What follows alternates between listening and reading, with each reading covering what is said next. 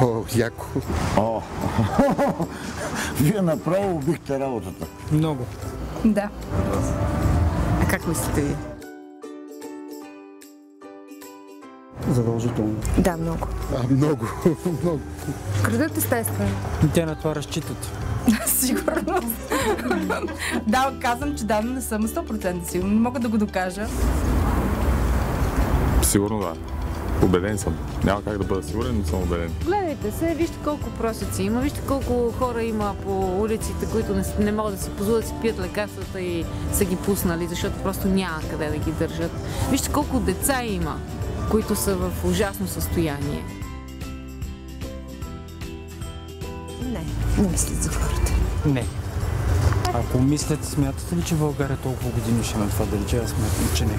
Тези хора, които имат по 200 пенсии, 200 лева пенсия, майка ми включително 300 лева, как свързват двата края?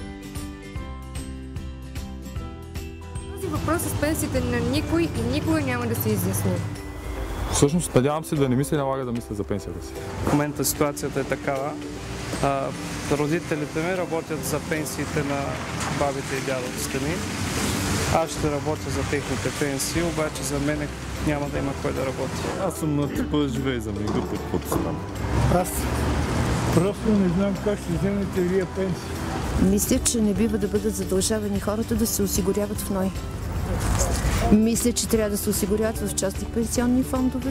Оправдание за това, че НОИ в момента е в абсолютна криза, но е тотално фалирал. И от това се чудят как да измъкнат пари и да попълват дупки, според мен.